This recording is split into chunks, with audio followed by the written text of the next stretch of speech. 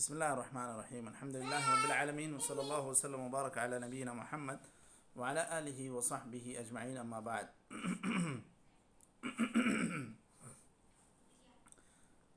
آج ہم لوگ کتاب عمدۃ الاحکام میں حدیث نمبر 72 باب الامامہ یہاں سے پڑھنے جا رہے ہیں. تو انشاءاللہ عبارت خوانی ہوگی، اس کے بعد انشاءاللہ آگے بڑھتے ہیں. جی شیخ. بسم الله الرحمن الرحيم نحمده ونصلي على رسوله الكريم أما بعد. باب الإمامة.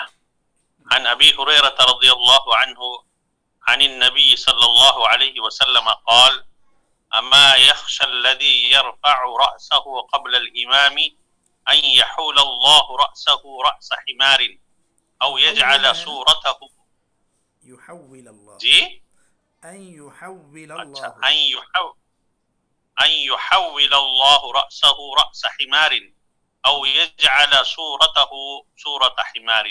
صح. وعن أبي هريرة رضي الله جي پڑھیے. وعن أبي هريرة رضي الله عنه عن النبي صلى الله عليه وسلم قال: إنما جعل الإمام ليتم به فلا تختلفوا عليه فإذا كبر فكبروا وإذا ركع فاركعوا وإذا قال جی تفعیل سے ہے فكبروا ایوہ. فإذا كبر فكبروا وإذا ركع فاركعوا وإذا قال سمع الله لمن حمده فقولوا ربنا ولك الحمد وإذا سجد فاسجدوا وإذا صلى جالسا فصلوا جلوسا أجمعون. صح. وعن عائشة رضي الله عنها جي أجمعون. وعن عائشة رضي الله عنها قالت: صلى رسول الله صلى الله عليه وسلم في بيته وهو شاك فصلى جالسا وصلى وراءه قوم قياما فأشار إليهم أن أجلسوا فلما انصرف قال: إنما جعل الإمام ليتم نون ساکن ہے نا وہ، تو الساکن اذا حرک بالکسرہ بول کر ہے، تو ان اجلسو ایسے نہیں، ان اجلسو أن اجلسوا. فلما انصرف قال: إنما جعل الإمام ليتم به فإذا ركع فاركعوا وإذا رفع فارفعوا وإذا قال سمع الله لمن حمده فقولوا ربنا ولك الحمد وإذا صلى جالسا فصلوا جلوسا أجمعون. وعن عبد الله بن يزيد الخطي يا شيخ خطمي الأنصاري رضي الله عنه قال: حدثني البراء وهو غير كذوب قال: كان رسول الله صلى الله عليه وسلم إذا قال سمع الله لمن حمده لم يحن أحد منا ظهره حتى يقع رسول الله صلى الله عليه وسلم ساجدا ثم تقع سجودا بعده. وعن أبي هريرة رضي الله عنه أن رسول الله صلى الله عليه وسلم قال: إذا أمن الإمام فأمنوا فإنه من وافق تأمين الملائكة غفر له ما تقدم من ذنبه.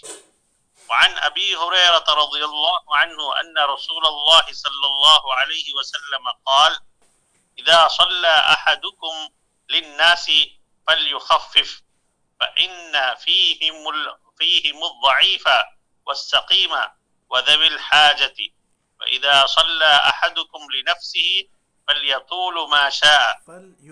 وعن أبي مسعود الأنصاري رضي الله عنه وعن أبي نہیں میں کہہ رہا ہوں فلیطول فليطول ما شاء. وعن فليطول ایوہ. ما شاء. وعن أبي مسعود الأنصاري البدري رضي الله عنه قال: جاء رجل إلى رسول الله صلى الله عليه وسلم فقال: إني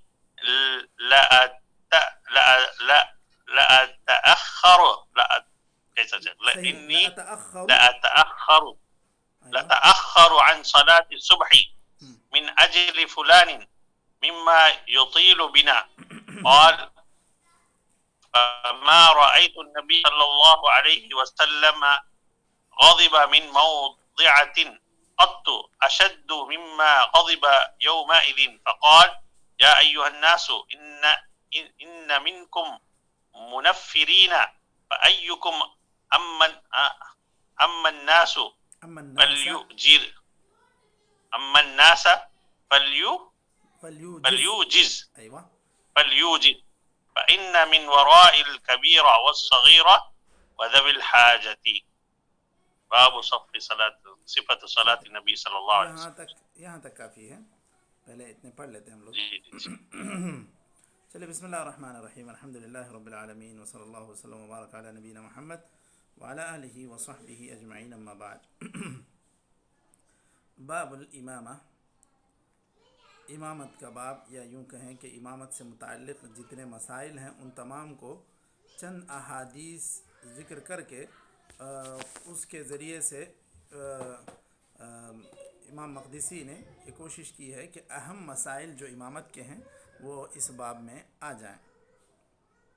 اس کے لیے آپ نے جو حدیثیں یہاں پر ذکر کی ہیں یہ بالکل براہ راست امامت اور امامت سے متعلق مسائل، یعنی مأمومین اور ان کی امام کی اقتداء، اس سے متعلق جو بھی باتیں ہیں ان سارے احادیث میں مذکور ہیں. یہ اللہ تعالیٰ کی طرف سے ایک نظام ہے کہ سارے لوگ ایک امام کے تابع پڑھیں اور بالکل امام سے آگے نہ بڑھیں. اب اس سلسلے میں کئی سخت وعیدیں بھی آئی ہیں جو یہاں پر مذکور ہیں. اب جو ہم لوگ حدیث پڑھنے جا رہے ہیں باب الامامہ میں، الحدیث الثانی والسبعون، حدیث نمبر 72 میں حضرت ابو ہریرہ رضی اللہ عنہ سے حدیث مروی ہے کہ نبی کریم صلی اللہ علیہ وسلم نے فرمایا اما یخشى الذی، اما یہ مخفف ہے یعنی استفہام استفہام کر کے، یعنی سوالیہ انداز میں، کیا نہیں ڈرتے ہیں یہ پوچھ کر یہ حکم دیا جا رہا ہے کہ ڈرنا چاہیے. اما یخشى کہہ کر، الذی یرفع رأسہ قبل الامام، کہ جو امام سے پہلے سر اٹھاتا ہے، ان یحول اللہ رأسہ رأس حمار، کہ اللہ تعالیٰ اس کے سر کو بالکل گدھے کا سر بنا دے، یا اس کی شکل کو اللہ تعالیٰ گدھے کی شکل بنا دے. یہ اللہ تعالیٰ کی طرف سے ایک سزا کا امکان ہے، کیونکہ اس حدیث کے اندر خود یہ بتلایا گیا ہے اما یخشى الذی یرفع رأسہ قبل الامام ان یحول اللہ رأسہ رأس حمار، کہ کیا نہیں ڈرتے ہیں لوگ کہ اللہ تعالیٰ ایسا کر دے، یعنی اس بات کا امکان ہے. اس میں یہ بات نہیں کہی گئی کہ جو آدمی بھی ایک مرتبہ بھی اس طرح کرا یا کیا اس کا سر یا اس کی شکل گدھے کی ہو جائے گی. یہ ہر کرنے والے کے نہیں، ہر کرنے والے کے لیے نہیں، بلکہ ایک وعید ہے کہ امکان ہے کہ اللہ تعالیٰ ایسا کر دے. اب اس کے معنی میں علماء نے کہا کہ یہ تو بالکل وعید ہے، اور ہو بھی سکتا ہے کہ اللہ تعالیٰ اس بات پر قدرت رکھتا ہے کہ ایک انسان کی شکل کو گدھے کی شکل بنا دے، اور یعنی ظاہری طور پر، یا یہ بھی ہو سکتا ہے کہ معنوی اعتبار سے وہ انسان ایک بیوقوف انسان بن جائے گدھے کی طرح، کیونکہ عموماً گدھے کی مثال دی جاتی ہے بیوقوفی میں. اب یہاں پر بیوقوفی ایک انسان کی یہ ہے کہ آپ جتنا بھی جلدی کریں، امام سے پہلے رکوع کر لیں، امام سے پہلے سجدہ کر لیں، امام سے پہلے آپ سلام تو نہیں پھیر سکتے. تو یہ بڑی بیوقوفی ہے ایک انسان کی کہ امام سے سبقت کرنے کی کوشش کرے، امام سے آگے ایک رکن کو ادا کرنے کی کوشش کرے. یہ بڑی بیوقوفی ہے. تو علماء نے یہ کہا کہ یہ بھی ممکن ہے کہ یہ معنوی اعتبار سے کہا گیا کہ یعنی اللہ تعالیٰ اس کو اتنا بیوقوف بنا دے اور وہ اتنا ہلکا ہو جائے کہ وہ اپنی بیوقوفی میں گدھے کے کام کرنے لگ جائے. یہ بات بھی ممکن ہے. تو یہ وعید ہے، اور اس کا مطلب یہ ہے، اب ہم لوگ عموماً ایک اصول فقہ میں ایک چیز سنا کرتے تھے، حل النہی یدل علی فساد المنہی عنہ ام لا، کہ کوئی چیز منع کی جاتی ہے تو کیا یہ وہ چیز خراب ہے، یعنی وہ چیز صحیح نہیں ہے، اس پر دلالت کر رہی ہے یا نہیں۔ اب یہاں اگر اس اصول کی روشنی میں دیکھا جائے تو یہ جو نہیں ہے یہ منہی عنہ ہے، یعنی امام سے سبقت کرنا، یہ اس بات کی دلیل ہے کہ یہ کام غلط ہے، یہ کام غلط ہے، یہاں نہیں منہی عنہ کے فساد پر دال ہے۔ یہ ایک اصول فقہ میں ایک بات عموماً ذکر کی جاتی ہے۔ تو اب یہاں جو مسائل مستنبط ہو رہے ہیں اس حدیث سے، سب سے پہلی بات یہ ہے کہ امام سے پہلے سجدے سے سر اٹھانا یہ بالکل، یا امام سے پہلے کسی بھی رکن میں سبقت لے جانا، یہ بہت ہی وعید کی بات ہے اور بہت ہی سخت اس سے منع کیا گیا ہے۔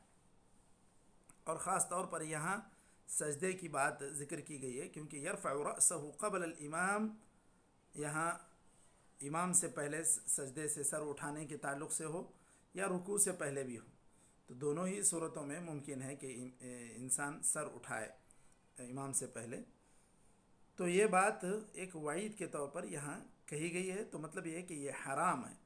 اگر پوچھتے ہیں کہ امام سے سبقت کرنے کا کیا حکم ہے تو کہیں گے کہ حرام ہے، اس لیے کہ اللہ کے رسول صلی اللہ علیہ وسلم نے اس تعلق سے سخت وعید ذکر کی۔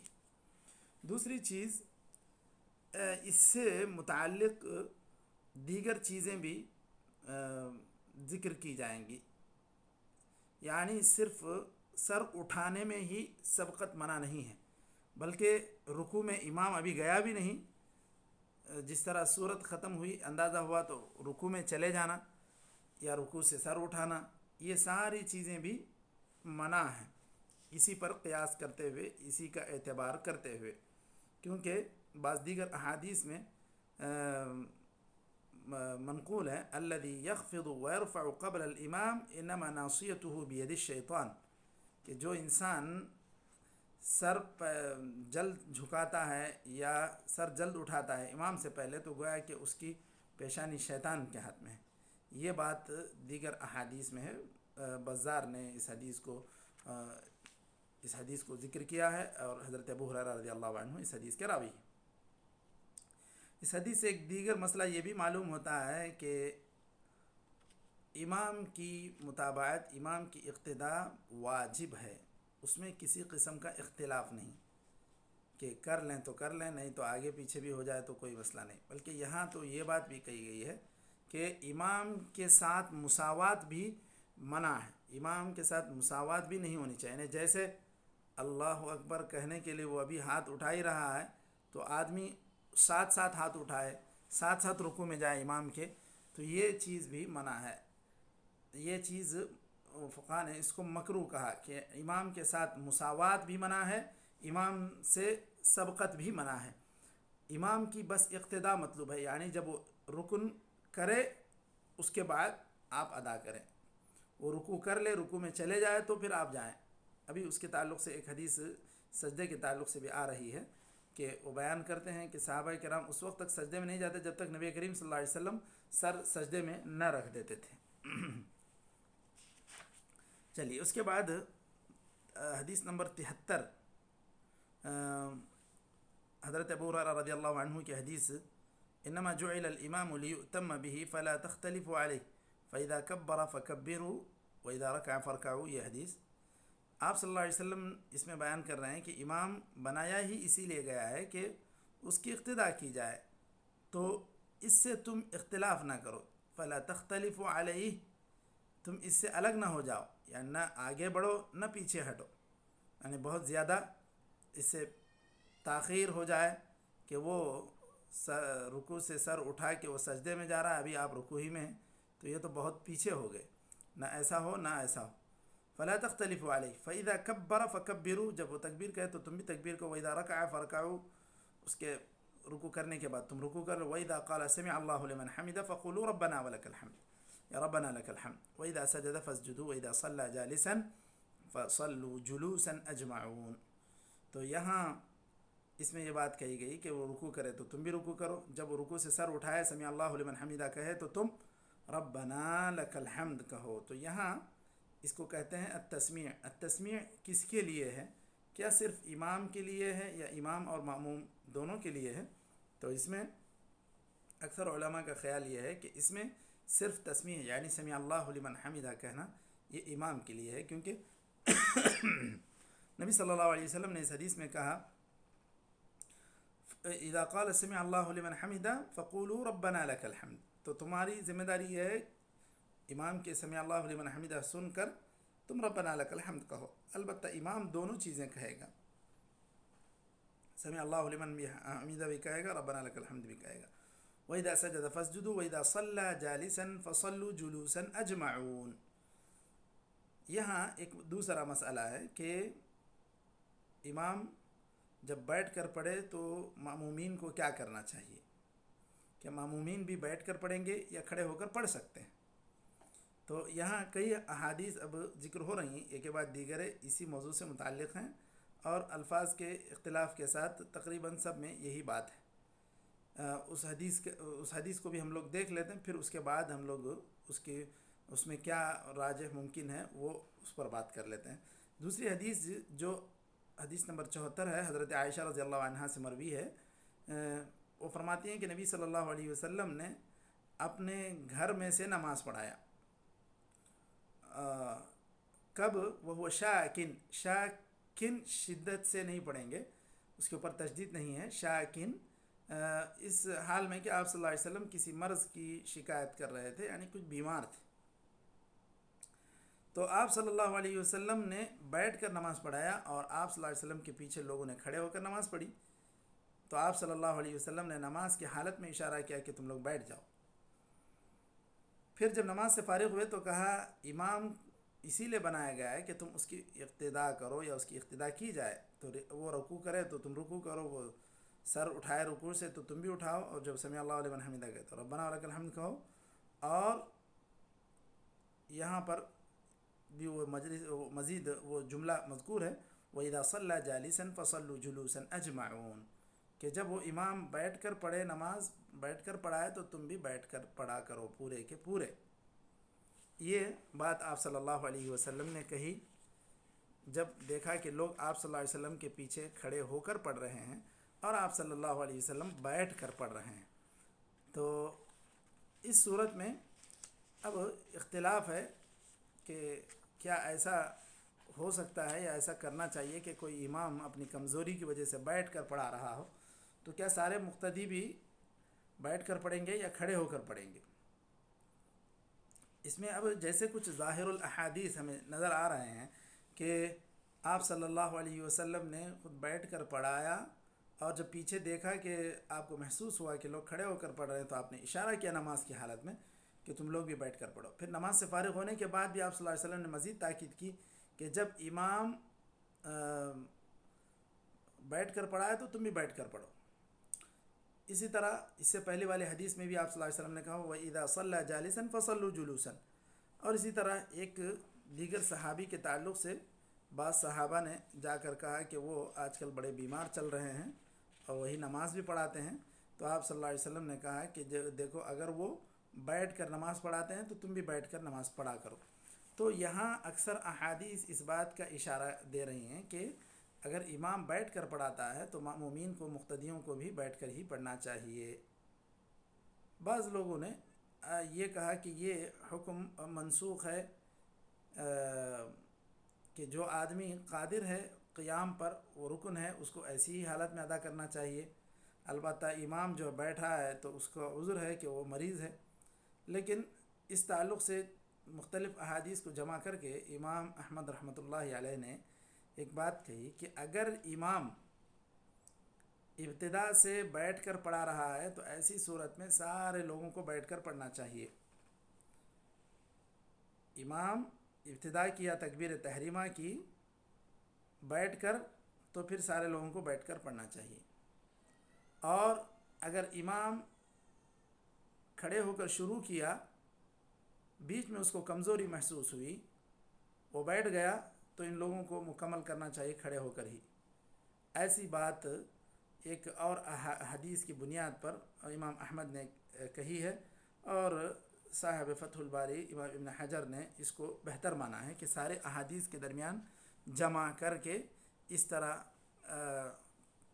اگر عمل کیا جائے تو ساری احادیث پر عمل ہوگا، اور اس طرح احادیث کے درمیان جمع اور تطبیق دینا یہ زیادہ بہتر ہے، کیونکہ نبی کریم صلی اللہ علیہ وسلم سے اسی طرح ایک مرتبہ عمل ہوا، اور حضرت ابو بکر کی نماز کی لوگ نے اللہ کے رسول صلی اللہ علیہ وسلم امام تھے، حضرت ابو بکر آپ صلی اللہ علیہ وسلم کے ساتھ تھے، اور وہ گویا کہ اونچی آواز سے تکبیر کہہ رہے تھے تو لوگ بھی پیچھے اسی اعتبار سے نماز پڑھتے جا رہے تھے۔ تو یہاں پر ایسا ہوا کہ نبی کریم صلی اللہ علیہ وسلم نے بیٹھ کر پڑھایا اور پیچھے لوگوں نے کھڑے ہو کر نماز پڑھی۔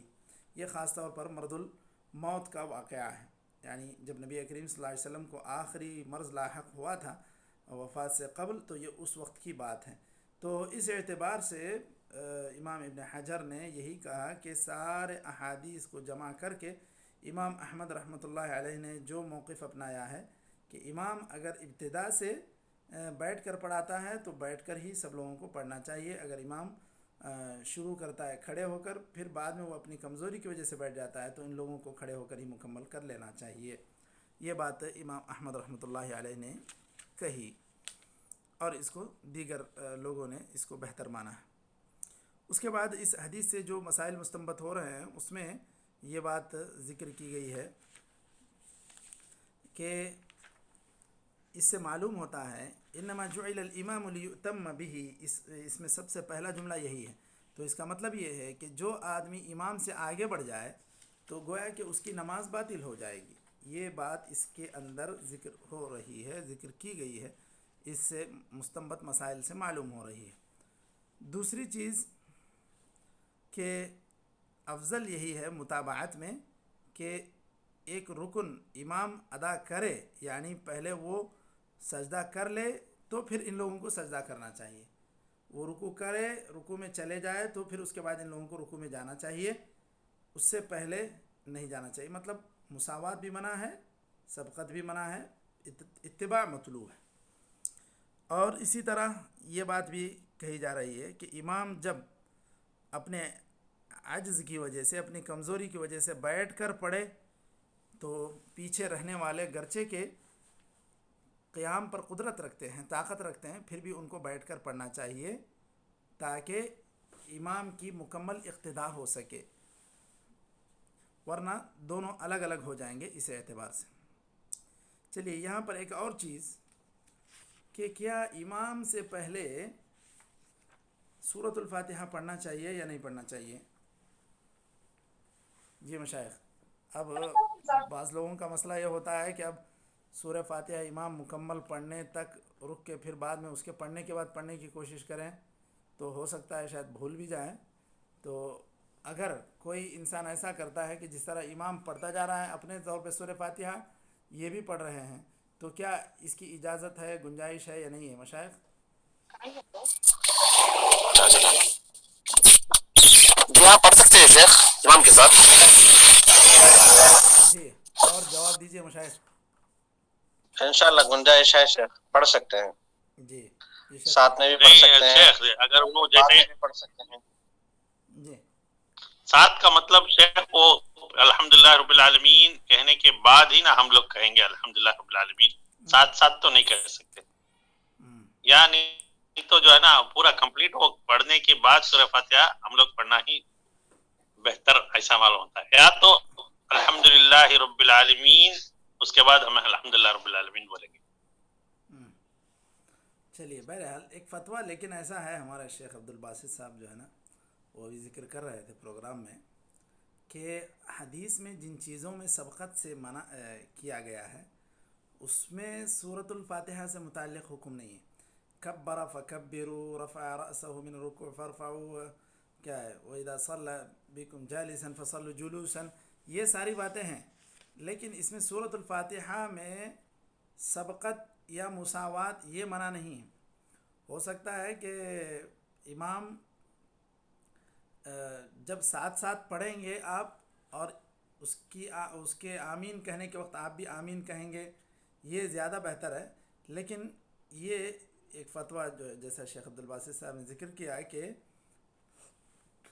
آپ اگر سبقت بھی کر جاتے ہیں، وہ ابھی اہدنا الصراط المستقیم ہے، آپ غیر المغضوب علیہم ولا الضالین تک بھی پہنچ جائیں تو بھی کوئی منع نہیں ہے، اس کی گنجائش ہے، اس لیے کہ ان احادیث میں جن چیزوں کی خاص طور پر ممنوعیت ثابت ہے، یعنی آگے کرنے سے منع کیا گیا ہے، ان میں سورہ فاتحہ کا ذکر نہیں ہے۔